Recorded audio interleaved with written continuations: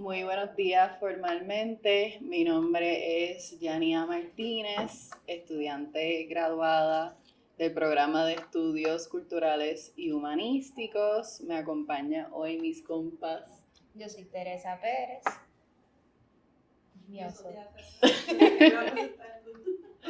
Y hoy le presentamos nuestra ponencia de Ancestralidades, Arqueología y Ambiente, Memorias enterradas en los pozos. Mi presentación se llama Presencias ancestrales, historias reencontradas.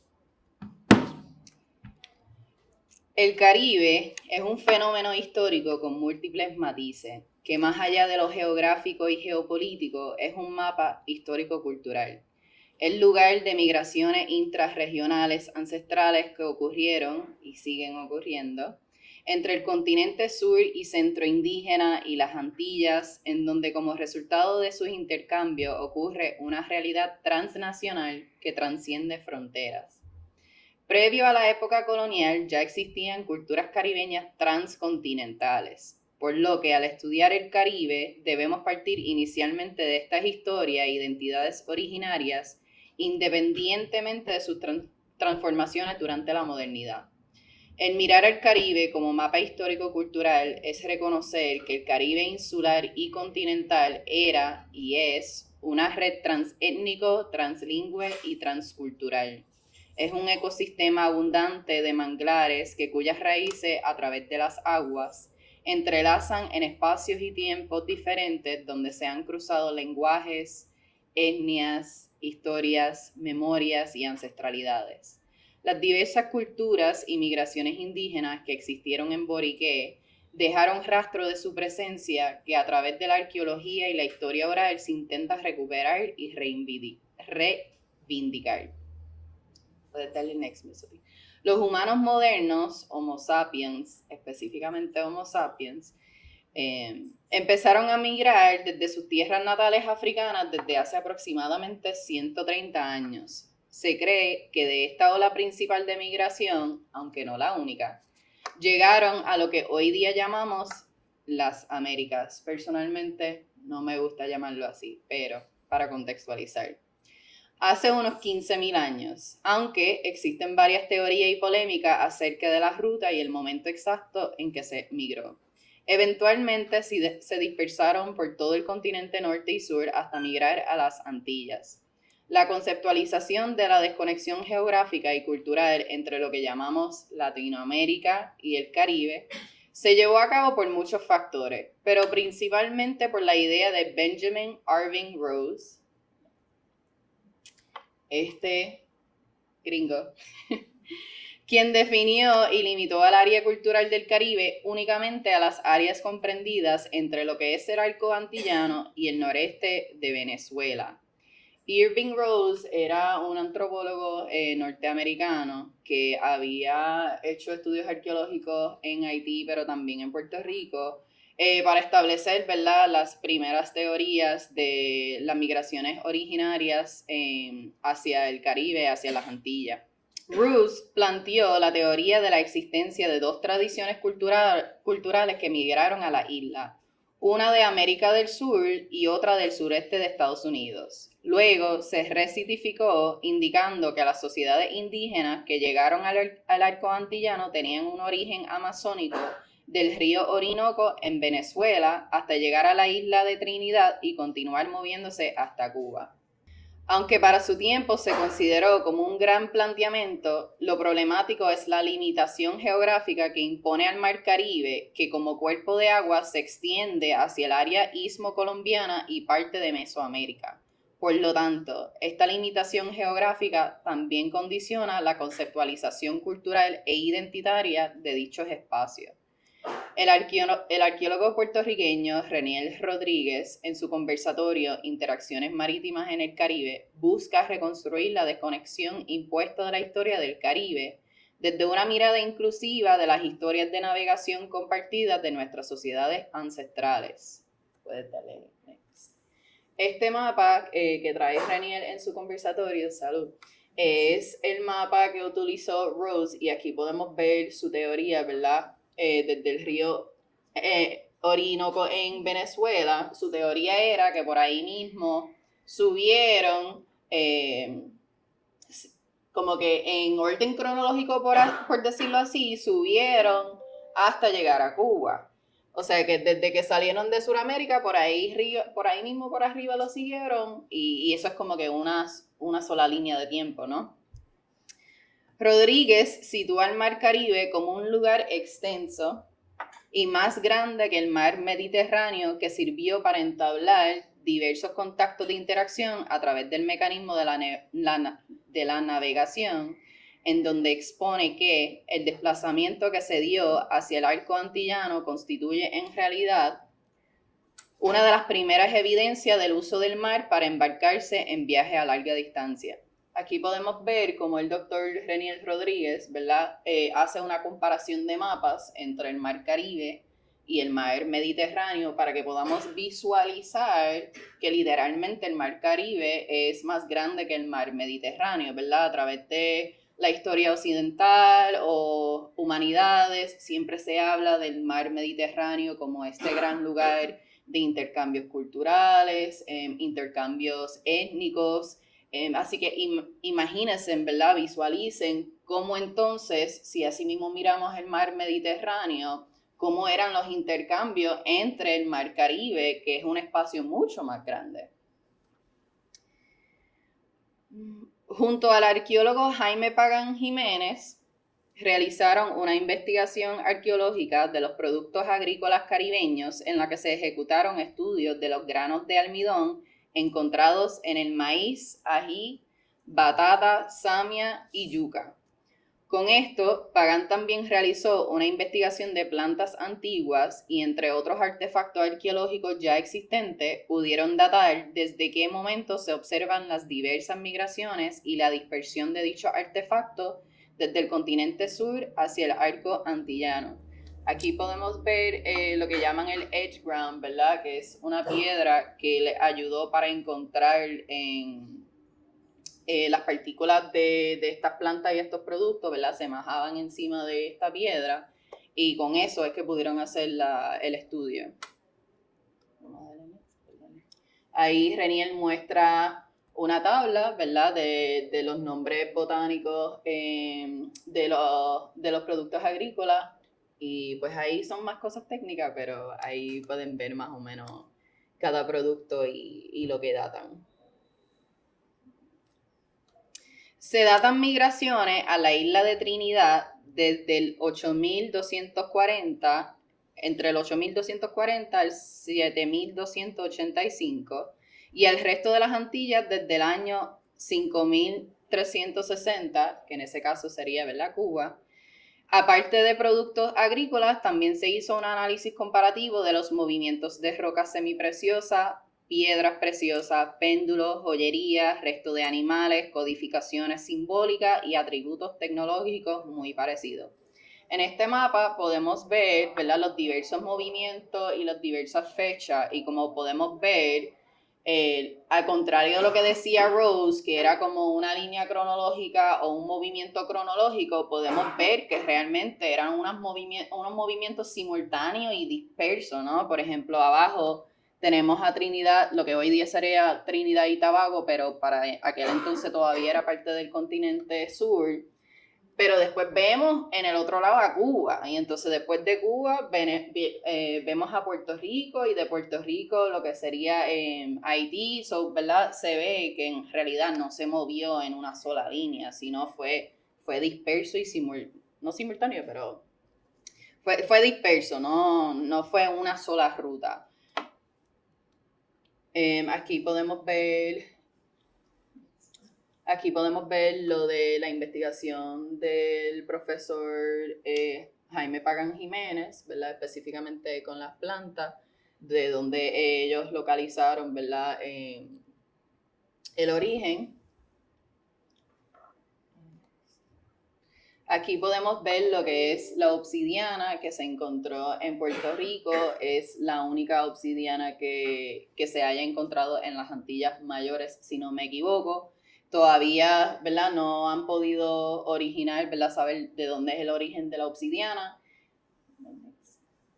Podemos ver también el jade, otra piedra semipreciosa, que estas también se encontraron en Puerto Rico. O sea, los artefactos más antiguos de obsidiana y jade se encontraron en Puerto Rico, y en este caso, ¿verdad? Ellos pudieron ver de dónde se origina el jade que llega a las Antillas, que viene desde Guatemala, aunque después también encuentran 2 sitios arqueológicos más en el Caribe donde se encontraba jade, que era en Cuba y República Dominicana, que les hace entender a ellos que el jade, ¿verdad? También, o sea, no solamente llegó del continente a las Antillas, sino que también se movilizaba el jade de las Antillas hacia el continente y simultáneamente se intercambiaban.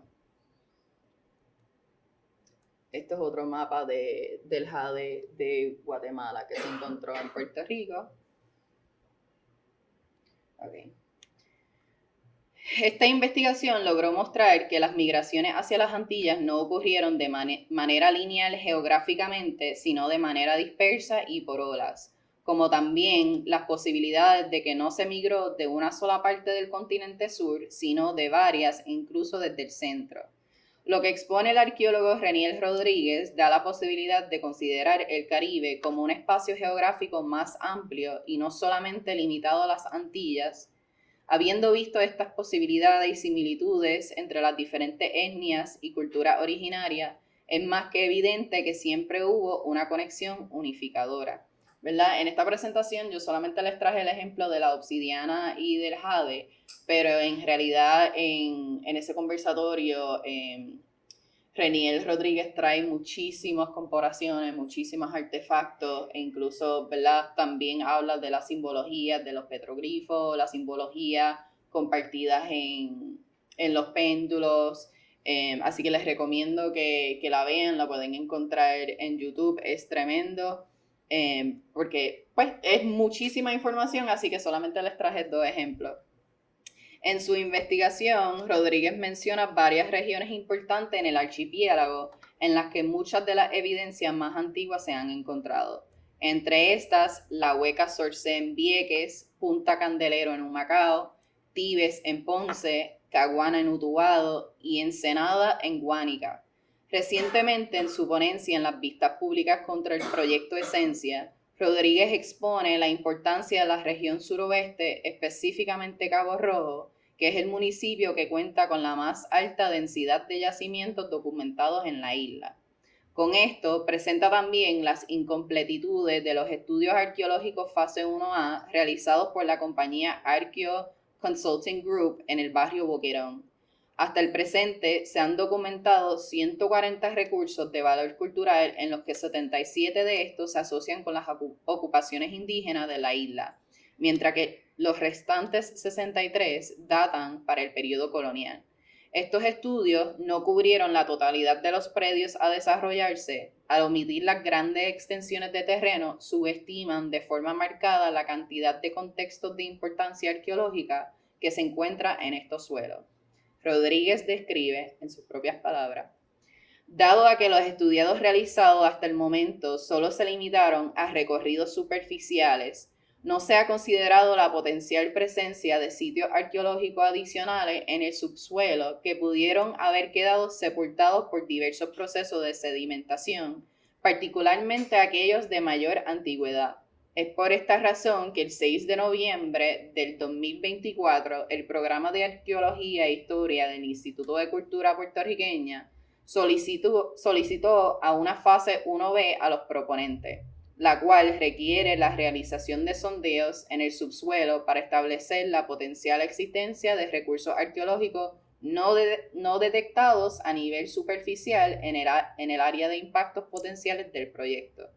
Además, estos estudios por realizarse deben también incluir una evaluación exhaustiva de la cueva encontrada que contiene arte rupestre.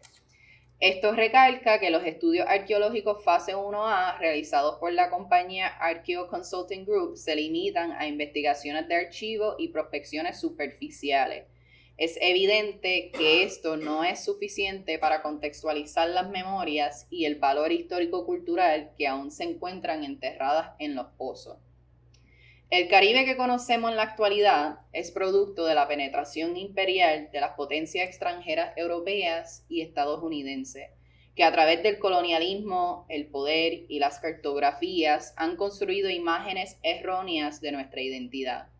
Este debate inacabado se debe a esa capacidad que siempre ha tenido ese poder de nombrar, imaginar y construir geografías que se convierten en el discurso oficial de dichos espacios colonizados.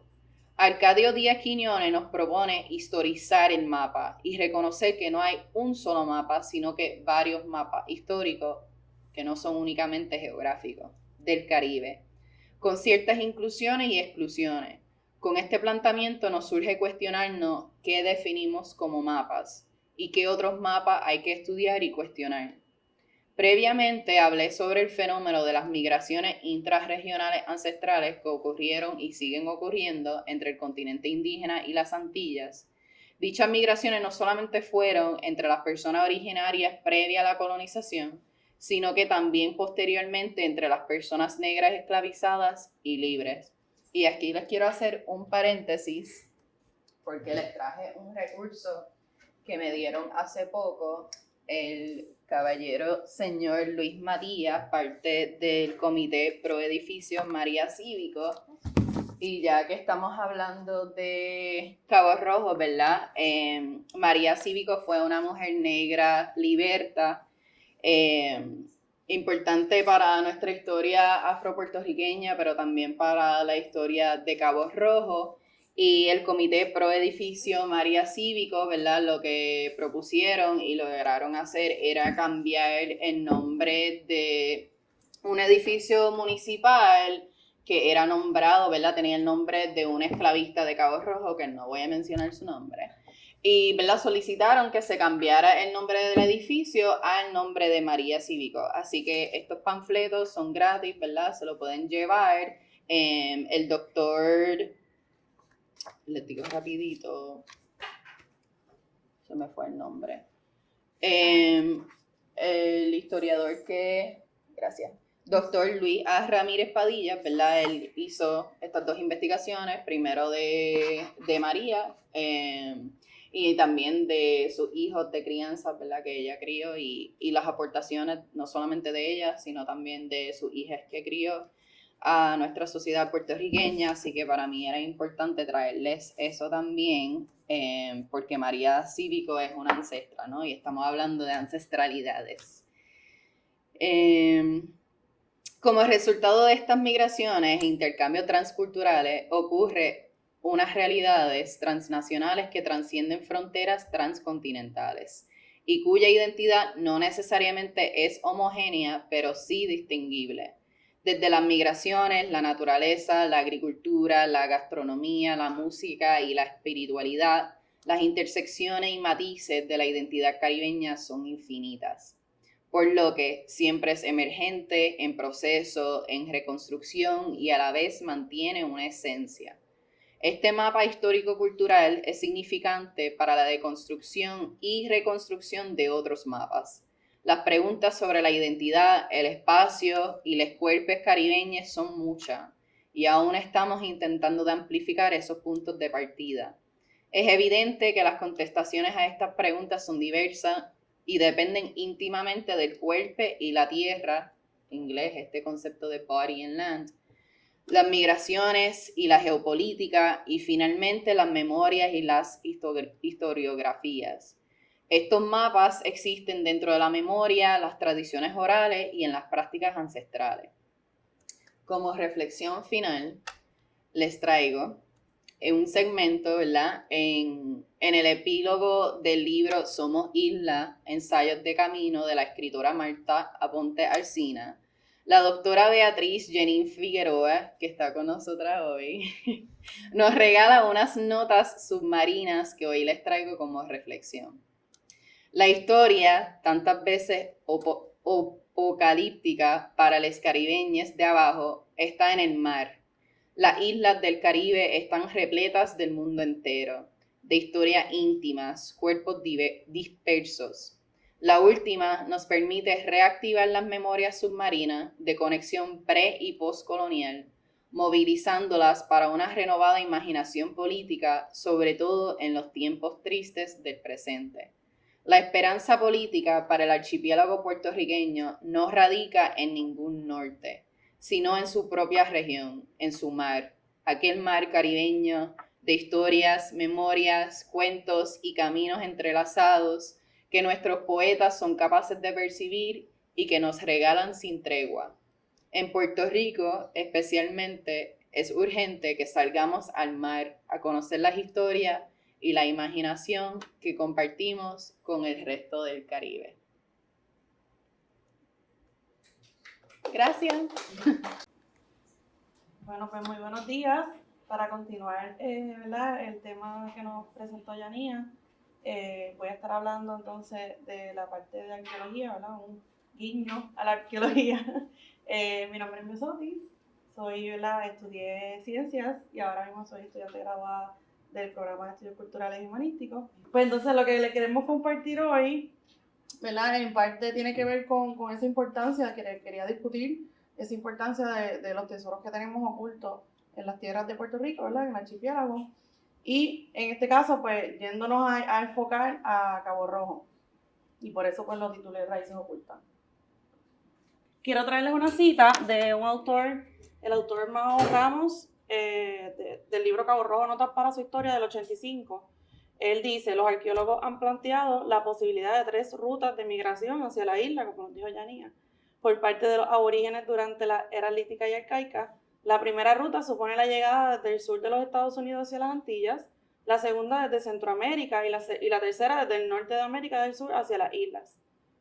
Los planteamientos anteriores toman en consideración la probabilidad de que los canales entre las islas y la tierra continental no se cerraron hasta hace unos 5.000 años. Así que cuando leí esto, me imaginé, ¿verdad? No solamente un futuro imaginario como queremos traer, ¿verdad? Al final, pero también un pasado imaginario, cómo eran esas aguas, cómo era esa avenida entre ¿verdad? Entre las diferentes islas. Y como sabemos, con el cambio climático, ¿verdad? El nivel del mar ha aumentado, así que si nos imaginamos así, hace 5.000 años atrás, pues entonces nos podemos imaginar un mar, ¿verdad? Y unas borderlines de los países, ¿verdad? De los terrenos que tenían diferentes. Así que no sabemos a ciencia cierta cómo estaban hace 5.000 años atrás, pero nos podemos imaginar un poco de cómo se veía. Ahora sí. Siguiendo con Cabo Rojo, ¿verdad? En este caso les estoy trayendo un mapa sobre los diferentes, bueno, no todos, son algunos, de los yacimientos aborígenes importantes en la isla. La fuente es del Instituto de Cultura Puertorriqueña dentro del Departamento de Arqueología y Historia. Esto se cuenta actualmente ¿verdad? en la base de datos de ellos, así que aquí quería hacer hincapié que lo menciona en el libro y sigue siendo todavía importante. Los 3 ejemplos del Corozo, Cerrillo, que es el número 36, que es el que está al sur de la parte de Cabo Rojo, y Punta Ostiones, el 7. ¿Alguno ha ido a Punta Ostiones alguna vez? ¿Han llegado hasta los Concheros? Sí, a ver, tenemos uno. Así que ya saben, tienen designación. La próxima vez que estén buscando un spot para ir a visitar la playa, los invito a que vayan a Ostiones. Es fácil llegar, tiene parking, bueno, más o menos. Y sigan caminando, es como un low hiking, no tiene cuesta ni nada, es playa. Y sigan caminando hasta que encuentren el Conchero. Así que eso es como ¿verdad? un tesoro, un secret spot que les estoy regalando y quiero que se aventuren, ¿verdad? Lleven agua, comida, vayan con alguien, no se vayan solos. Pero es un lugar donde podemos encontrar, Conchero es un lugar donde encontramos muchos restos de vida marítima, de conchas que todavía están de hace miles de años. Y podemos ver, por ejemplo, si encuentras uno que tenga un corte que no es filoso, pues ya sabemos que probablemente ese corte lo hicieron con una piedra y no necesariamente un cuchillo, así que es algo, ¿verdad? Una experiencia que pueden aventurarse y ponerse en los zapatos de un arqueólogo, por decirlo así, for a day. Así que se los dejo de asignación. Próximo. Así que vamos, en este caso quiero traer el enfoque a una investigación del doctor William Pestle y su equipo. Ellos hicieron un trabajo de bioarqueología que es enfocado más bien en no restos históricos edificados, sino en cuerpos humanos. Bienvenida, puedes pasar. Este estudio es sobre un yacimiento encontrado en Boquerón en el 1993.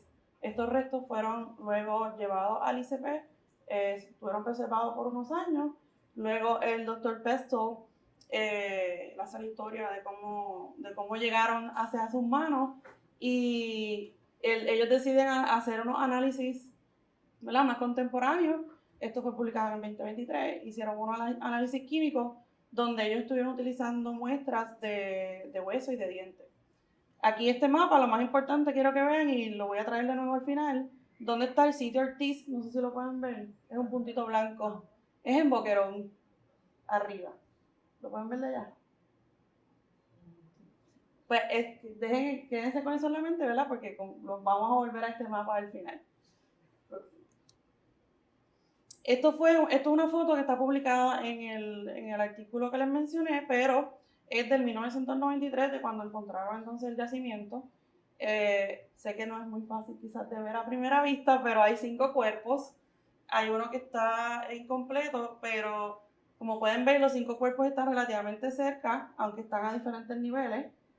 Y aquí lo que me gustaría recalcar, que ellos lo mencionan en el artículo, es que están orientados de la misma manera. Están todos acostados, boca arriba, con la cabeza apuntando hacia el oeste y las manos colocadas hacia los lados o encima de la pelvis. Es bien importante y bien interesante también que ellos mencionan que se entiende que la persona, ¿verdad?, que falleció cuando fue movida a ese lugar, tiene que haber sido hace poco tiempo porque tenía todos sus huesos pequeños, ¿verdad? Por ejemplo, el de las manos y el de los pies, pues no se perdieron, así que el cuerpo está básicamente ¿verdad?, bastante completo, excepto uno.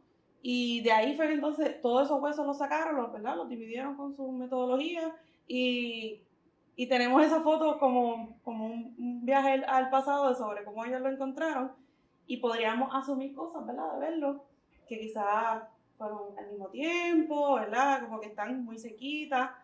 Dale el próximo. Y, ¿verdad?, quería recalcar que también encontraron alrededor de los cuerpos otros materiales y quiero recalcar, ¿verdad?, los materiales de las piedras, los pedernal y conchas también. Así que también hay otros elementos, además del cuerpo, de los cuerpos encontrados, no solamente ¿verdad?, alrededor de ellos y en las diferentes capas también. Próximo.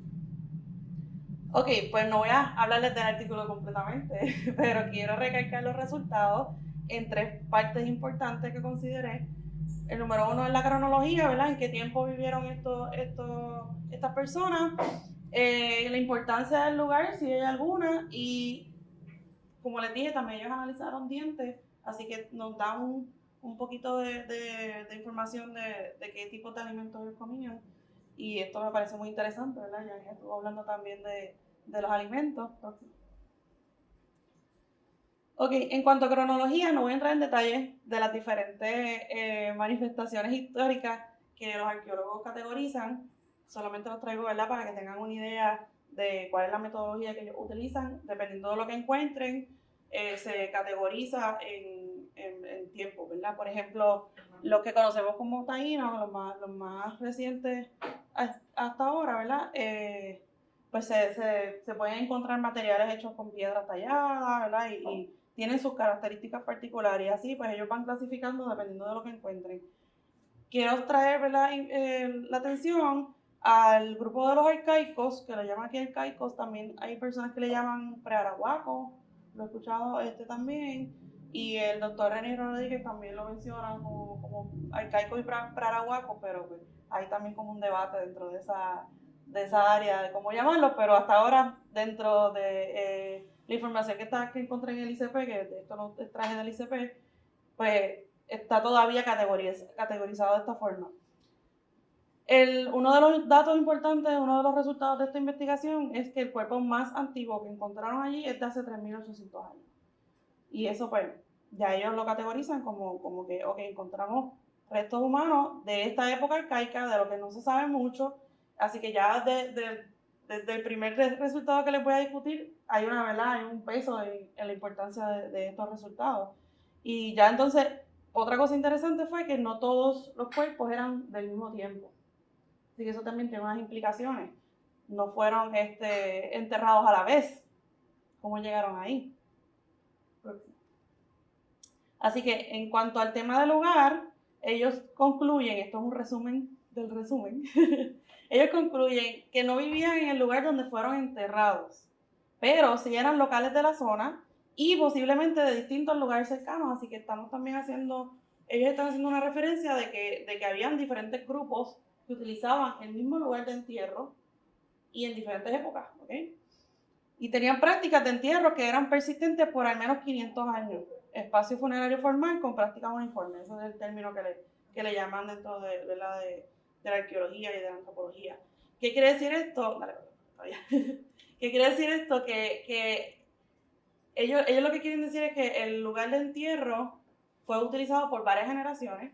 Así que esto quiere decir que había una memoria colectiva, había algún tipo de instrucción, ¿verdad? De estandarización dentro de ellos y que colocaban los cuerpos de la misma forma, aunque hayan pasado miles de años. Eso es como que amazing. Yo no me lo puedo, o sea, no lo voy a ni creer cuando yo lo volví a leer. En serio, están diciendo eso. Así que uno ve la primera foto como que están todos juntitos y uno se imagina, por lo menos yo me imaginaba un cementerio, como que uno tiene los lugares marcados, ¿verdad? Pero en este caso no sabemos exactamente si estaban marcados o de qué manera ellos comunicaban esa información. Hasta el momento yo no he encontrado nada. Si alguien encuentra algo, por favor me lo envía. Entonces, sobre los temas de los análisis que hicieron en dientes, le traje solamente unos ejemplos.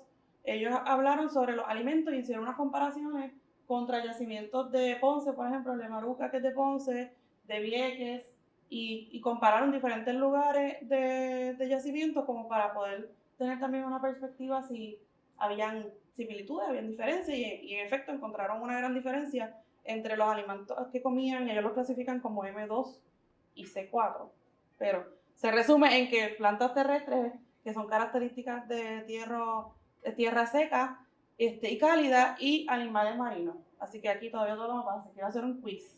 A ver quién puede adivinar qué planta terrestre puse ahí y qué animal marino. Que ustedes se pueden imaginar que ellos comían en Cabo Rojo, cerca de Boquerón del mar. Ostiones, gracias, perfecto. Y de zonas cálidas, ¿qué se imaginan? Yo creo que Daniel lo dijo, así que lo tienen ahí. ¿Se acuerdan? Exacto. Pero eso es trampa. Yuca, exacto, próximo. Dale a los otros dos. Así que los traje de ejemplo. Ellos categorizan, tienen unas categorías de M1, M2, C3, C4, así que dentro de la arqueología y la bioarqueología hay un mundo aquí sobre qué se puede saber de lo que comían, y eso me parece bien interesante. Y en este caso, pues ellos confirman de que la gente de Cabo Rojo comió ostiones y tubérculos de la tierra, así que es algo también, una conexión con la identidad de hoy día. Son cosas que comemos todavía y que cae dentro de esa importancia del lugar. O sea, sigue siendo hoy día importante los ostiones para la gente de Boquerón, por ejemplo. Así que eso para mí eso es bien significativo, que podamos hacer esa conexión con esas personas de hace miles de años.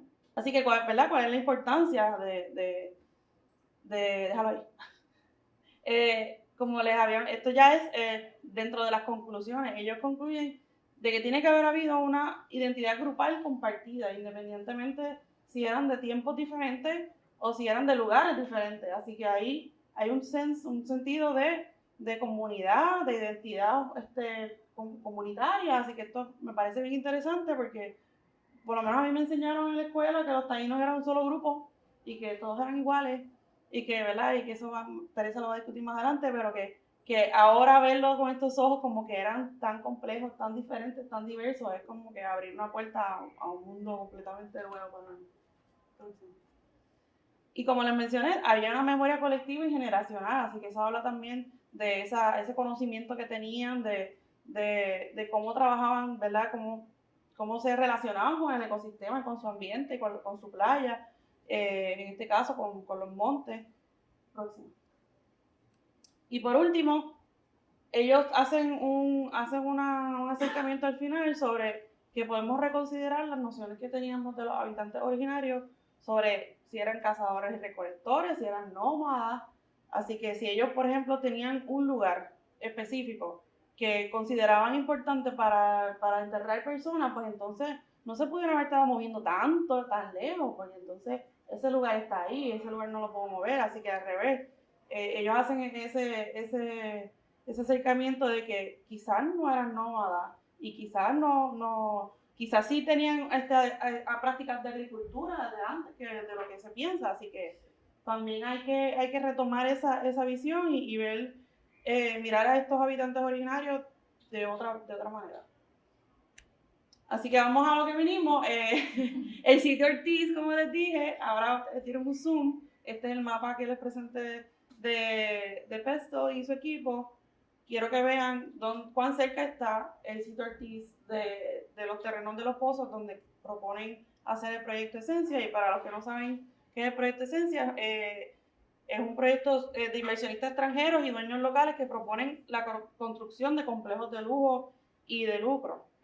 Okay, así que esto es bien importante y me di el atrevimiento de superponer la imagen, pero quiero que lo comparen, ¿verdad? Con la cercanía. Yo hice ¿verdad? Yo no soy ingeniera de civil ni nada de eso. Hice como que ellos tienen un scale bar y utilicé ese scale bar y aproximadamente está como a 4 millas, 3 millas, así que si no, yo me estoy imaginando esa bahía de Boquerón de otra manera, quizás el agua un poco más retractada, quizás el caño antes era una laguna. Ellos pudieron haber caminado a pie desde los montes de los pozos hasta el yacimiento Ortiz. Pues claro que sí, pues para mí es posible. Así que hay algo allí, bueno, pues en el borrador de la declaración de impacto ambiental ellos ¿verdad? Certifican que sí, que en esos terrenos de los pozos superficialmente hay evidencia, así que entonces aquí les traigo una cita del borrador de la declaración de impacto ambiental en el tomo 2, página 174,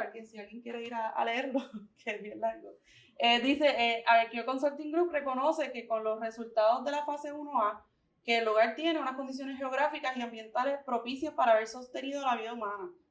La información recopilada sugiere que la finca evaluada contiene la mayor concentración de recursos prehistóricos documentados en la región suroeste de Puerto Rico y acaso de toda la isla. También alberga una notable densidad de sitios históricos vinculados con la sociedad rural caborrojeña, al menos desde el siglo XIX. La documentación obtenida destaca una alta sensibilidad del área de la finca respecto a la presencia y la potencial presencia de recursos culturales. Así que dentro del mismo borrador ellos ya están aceptando la importancia que tiene el lugar. Y aquí les traigo 4 fotos solamente, no sé si ya lo pueden ver, pero el de la izquierda tiene fragmentos de pedernal y almeja, y el de la derecha también tiene fragmentos de almeja y de concha, y esto fue encontrado en una loma, así que no pueden decir que fue que el mar se lo trajo. Así que alguien se trajo esa concha a la loma y la consumió, ¿verdad? La trabajó, no sabemos exactamente, no sabemos de qué tiempo fue, quiénes fueron, etcétera. Así que por eso es que es importante respetar el terreno y respetar el proceso de la arqueología. Y ellos pues encontraron piedras, concheros en topes de loma, en costa y cercano también de la humedal.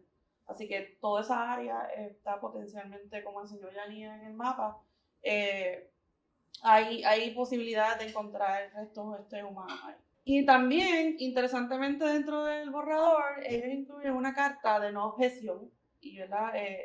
Uno podría interpretar la carta de una manera, pero cuando uno lo lee, en realidad te dice, y lo estoy resumiendo, que se identificaron 77 lugares de interés con posibles yacimientos prehistóricos y cuevas con petroglifos sin documentar, como nos dijo la compañera. El programa de patrimonio histórico y edificado, porque es parte del ICP, otorgó una carta de no objeción en septiembre del año pasado, 2024, pero esta solo aplica a estructuras construidas y no a sitios arqueológicos. Así que ellos recomiendan que se continúe con la fase 1B y, en el caso de lo que mencionó el doctor Renier Rodríguez, empezar la fase 1A en los lugares que no estudiaron. Y esta carta, pues si la ven circulando por ahí por Facebook o lo que sea, pues esto no quiere decir que el instituto está dando paso a a que se construya. Ellos tienen una no objeción ante el proyecto conceptual, lo que ellos están proponiendo, pero tiene unas exclusiones y dice, si se encuentran cosas, ya eso es jurisdicción entonces desde el ICP. Así que dentro de ese contexto traigo el tema sí, el terreno puede ser propiedad privada, pero los recursos culturales que se van a encontrar en esa tierra, eso es patrimonio del pueblo. Así que es importante respetar en ese proceso de descubrir todos esos yacimientos. Para terminar, les traigo una cita del profesor Llorel Meléndez Padillo del libro Puerto Rico, Historia de una Nación del 2024, y él nos dice, es mucho lo que desconocemos sobre las culturas y sociedades indígenas anteriores a la conquista, testimonio de la variabilidad y la naturaleza siempre cambiante del pasado. Los pueblos que habitaron el Caribe siglos antes de que los europeos llegaran a las costas tenían formas de conocimiento, conservación de la historia y creación de mitos, así que eran personas que tenían una sociedad bien diversa, bien compleja, y la investigación de que les presenté lo dice, y las investigaciones que llevan haciendo desde los 50 lo confirman y lo sigue repitiendo. Así que lo que tenemos en el archipiélago de Puerto Rico escondido en las tierras, pues no es otra cosa. Tenemos ahí mucha historia. Por último, antes de darle el turnito a Teresa, les traigo una idea, una reflexión. Dentro de todo esto que estaba pasando, pues escribí un cuento, ¿verdad?, estilo y leyenda, se llama La Niña y el Semí, y es con la idea de presentar con perspectiva como cuento de niño, pero para cualquiera, presentar la posibilidad de una historia detrás de una piedra convertida en semilla que se encuentra todavía en los pozos. Así que en el epílogo pues hago mención de que esa piedra todavía está sin descubrir, todavía ese conocimiento que lleva no lo tenemos, no sabemos de él porque está escondido en los pozos. Así que es una manera de yo procesar todo esto que estaba leyendo y lo quería compartir con ustedes. Esto es una ilustración que hizo mi hermano y una animación que le hice con Canva, solamente para darle un poquito más de color. Así que nada, eso es todo. Los dejo con Teresa.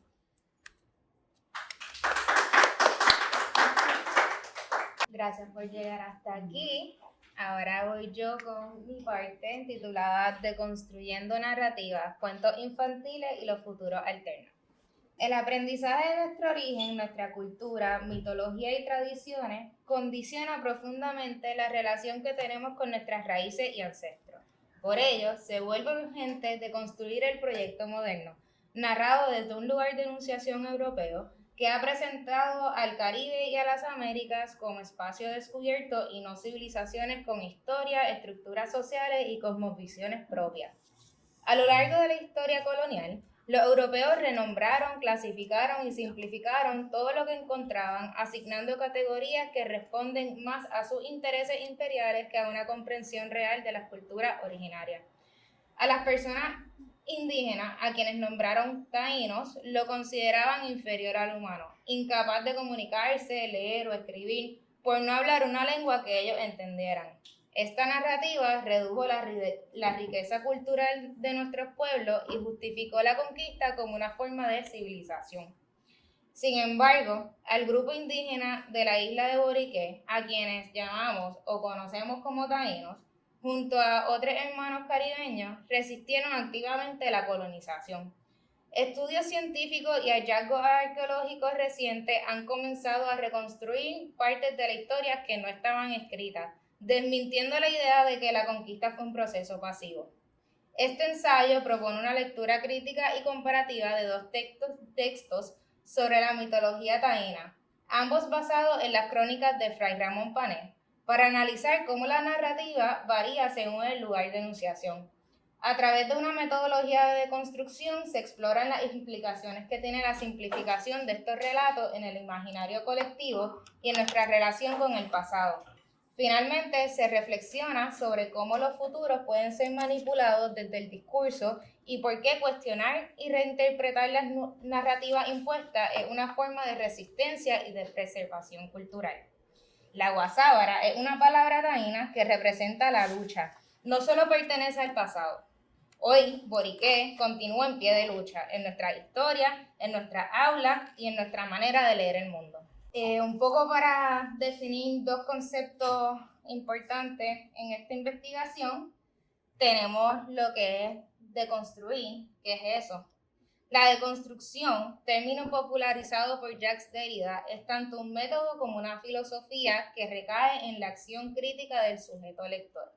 Se define como un proceso mediante el cual se demuestra que la estructura de un texto puede desmantelarse desde adentro cuando se lee con atención a sus contradicciones, ambigüedades y jerarquías implícitas. Este enfoque no busca destruir el texto, sino revelar cómo opera el poder en el lenguaje, especialmente a través de oposiciones binarias como superior, inferior, civilizado, salvaje, positivo, negativo, que tienden a privilegiar un término sobre otro. La deconstrucción invita al lector a cuestionar los significados asumidos como verdades y a reinterpretar los discursos desde un lugar más consciente y crítico. En este sentido, el sujeto se convierte en autor, como ya lo anticipaba el arquetipo borgiano de lector como creador, abriendo espacio para interpretar no solo lo que se dice, sino también lo que el texto omite o sugiere. En el contexto de América Latina, el deconstruccionismo ha tenido un impacto profundo, pues ha permitido deshacer las estructuras coloniales, culturales y políticas que han moldeado históricamente nuestras formas de leer, pensar y narrar. Deconstruir es entonces un acto de resistencia epistemológica que permite no solo leer desde otro lugar, sino recuperar lo silenciado y reimaginar lo posible.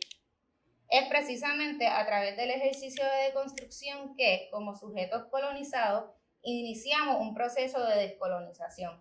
Este proceso nos permite identificar el legado colonial que aún domina nuestras narrativas y nos impulsa a reconocer como otro tipo de sujeto, uno que durante siglos fue silenciado, distorsionado o simplemente inimaginable bajo los marcos impuestos por el poder imperial.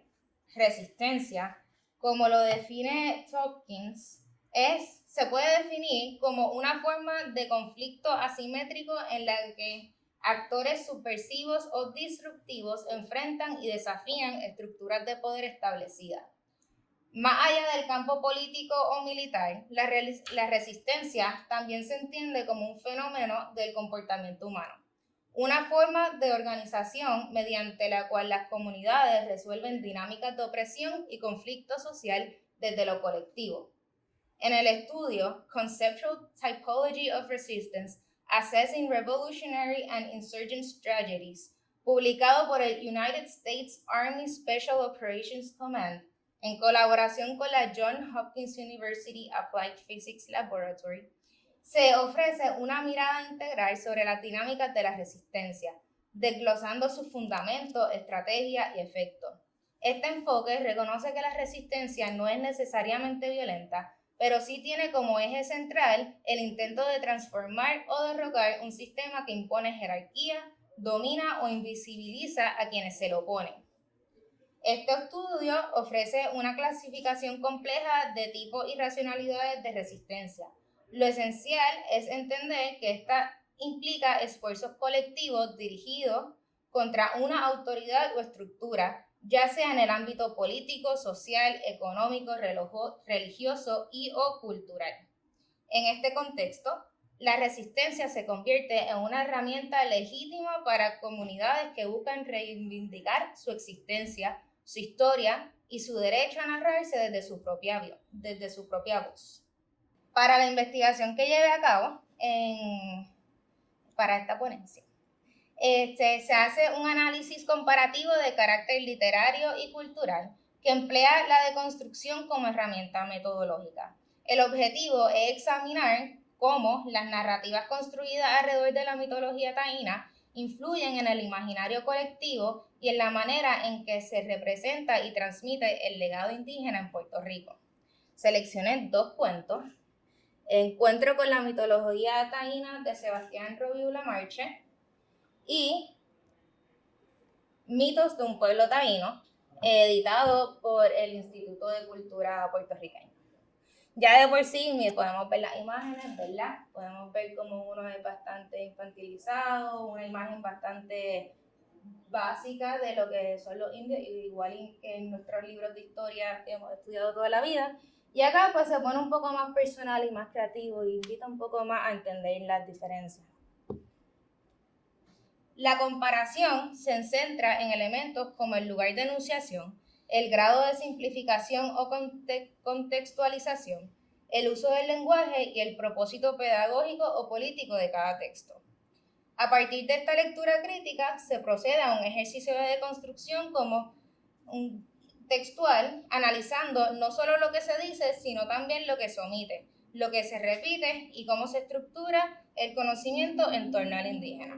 Este enfoque permite identificar cómo ciertos relatos perpetúan consciente o inconscientemente las lógicas coloniales y cómo otros abren camino hacia una narrativa más compleja, descolonizadora y sensible al contexto cultural desde el cual se escribe y se enseña.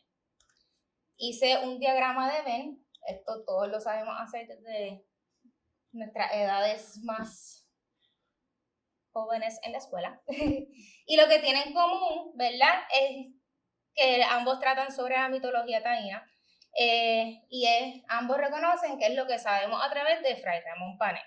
Reconocen que el trabajo pudo haber sido muy difícil, ya que se enfrentan idiomas y formas de comunicación distintas entre Fray Ramón Pané y los indígenas. Y pues podemos reconocer que la historia básica entre los dos puntos no cambia, por lo menos. Ahora, tenemos una versión mucho más antigua del 1992 que nos provee una cosmovisión completa. Tiene más de 70 referencias. La persona que lo escribe tiene una especialidad en historia y se nos hace énfasis en que conocemos a través de Pané, pero que hay cosas que Pané no nos puede decir. Sin embargo, en el libro del Instituto de Cultura, que es mucho más reciente, 2015, hay una simplificación a vocabulario. Pues se puede reconocer que quienes escriben tienen una especialidad en literatura, usan solo 7 referencias y lo único que menciona es que tienes que leer a Pané para conocer esta historia real. Así que pasamos al proceso de análisis, ¿verdad? Y primero pensamos, ¿cuándo se enseña la mitología en un currículo de prekinder a 12 en Puerto Rico? Pues la mitología se introduce de manera gradual y adaptada a la edad del estudiante. Inicialmente se enseñan los géneros literarios, luego se entra al hábito de la lectura y más adelante en los grados superiores, generalmente de 9 a 12, se realizan estudios más profundos y análisis literario. Sin embargo, en el contexto de Puerto Rico nos enfrentamos a una situación particular. No existe una historia oficial consolidada y lo que aprendemos en los libros de texto está en constante revisión. Los mitos y leyendas enseñados sobre los taínos suelen estar desarticulados de su verdadera complejidad cultural. Esto se debe a que durante el proceso de conquistas, las narrativas fueron escritas desde un lugar de enunciación colonial, donde preservar la cultura indígena no era una prioridad, sino más bien lo contrario. De ahí pasamos a la idea de que al simplificar, está haciendo el ejercicio de borrar. Cuando analizamos los 2 libros seleccionados sobre la mitología taína, notamos que el relato original es denso, lleno de elementos simbólicos y espirituales que requieren contexto cultural para ser comprendido. La versión simplificada, dirigida a niñas, reduce esta complejidad a un cuento que puede parecer violento, incluso con muchas similitudes al elemento del imaginario cristiano, lo cual revela una clara adaptación del contenido para hacerlo comprensible o aceptable desde una perspectiva occidental. Hay que recordar que el autor principal de estos relatos es Fray Ramón Pané, un religioso que llegó al Caribe con la intención de cristianizar y humanizar a los nativos.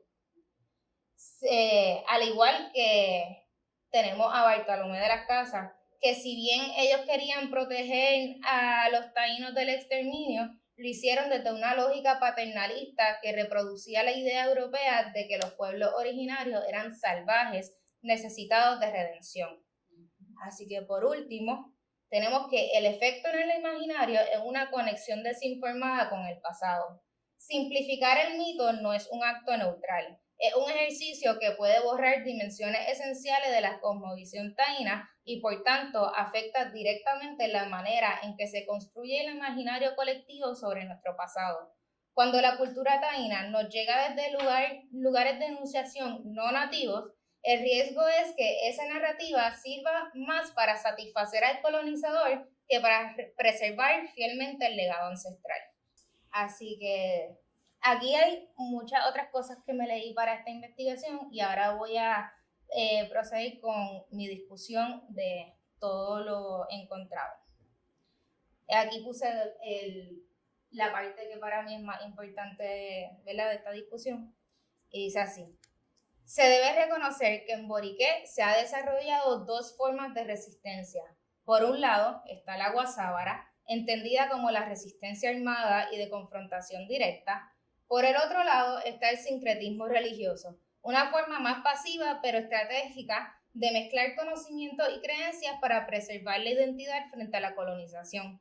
Este sincretismo se dio especialmente a través de la educación, herramienta clave en el proceso de cristianización impuesto a los nativos que aceptaron la llegada del colono. Al estudiar la historia de la educación en Puerto Rico, se observa cómo ha sido uno de los canales más importantes de resistencia cultural. Aunque ha sido usada como instrumento de adoctrinamiento colonial, también se ha convertido en campo de batalla para conservar elementos esenciales de nuestra cultura.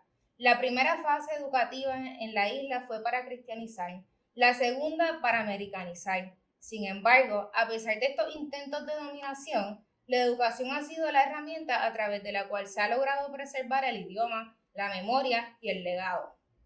Cada nuevo poder ha intentado borrar lo anterior. Los estadounidenses, por ejemplo, quisieron eliminar el legado español, sin reconocer que ya existíamos antes de España y que esa identidad sigue viva.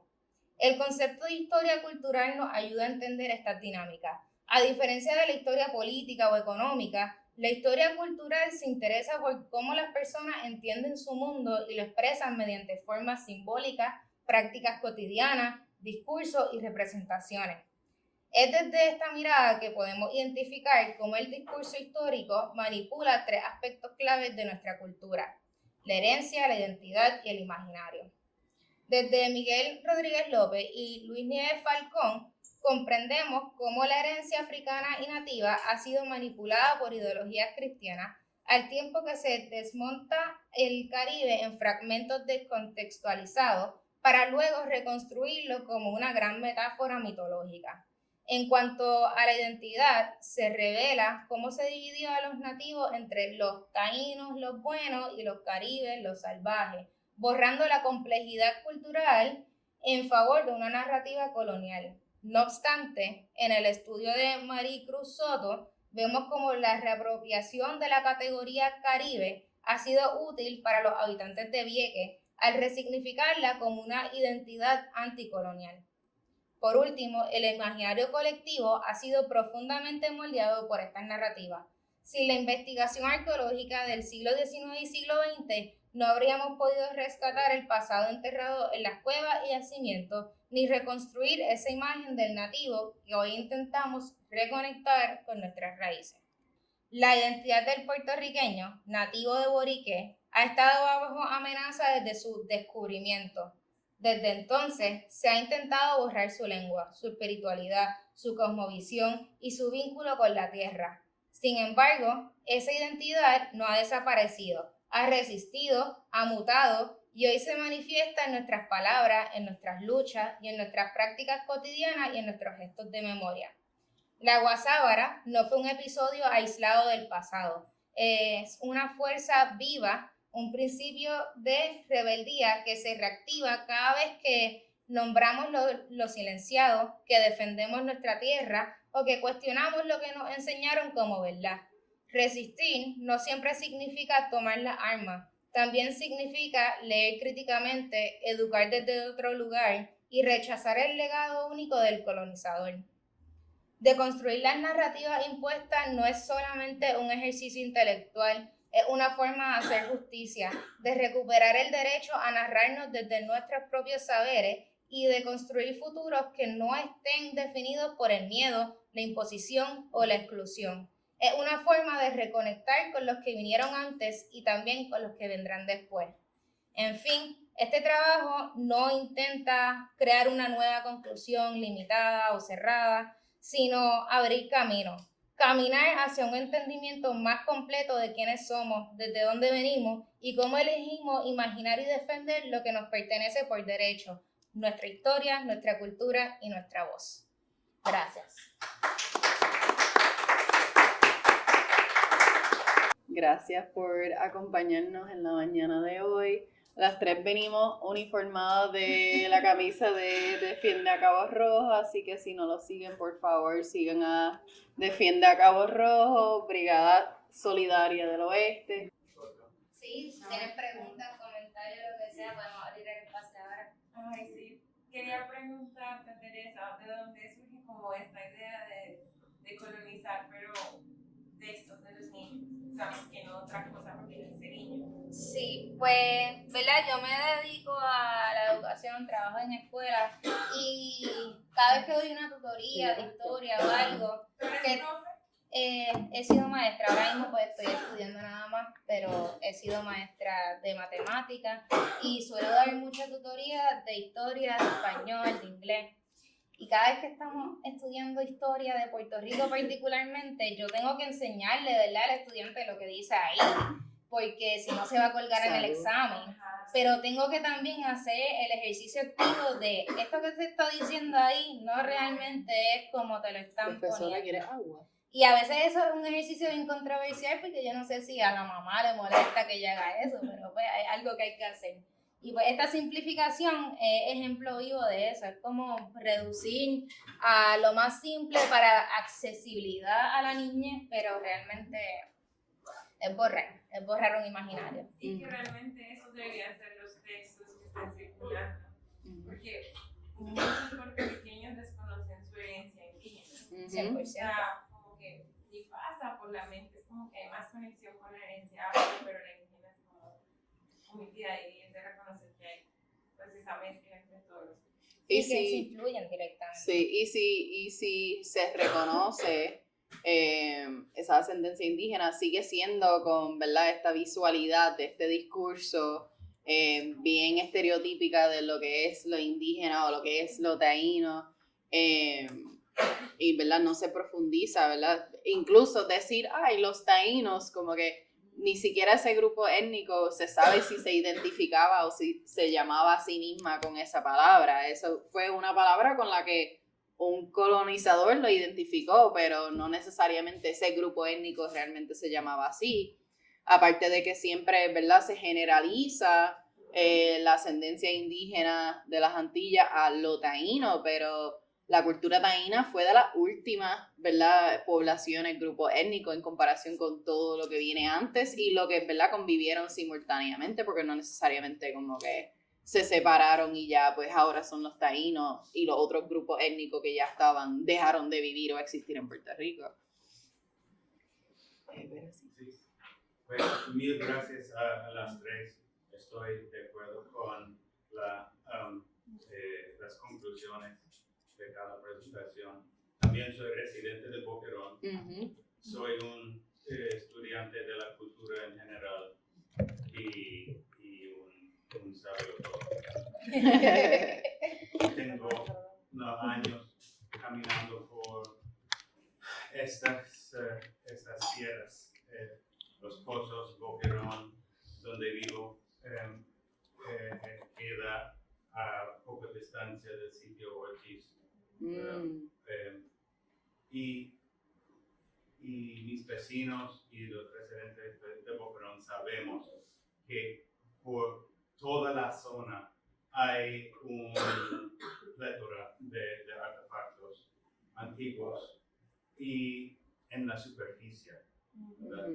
¿No? Imagina cuando uno hace los estudios que se suponen que Reniel Rodríguez dijo que hay que hacer en las vistas, en Cabo Rojo, en los pozos, imaginémonos.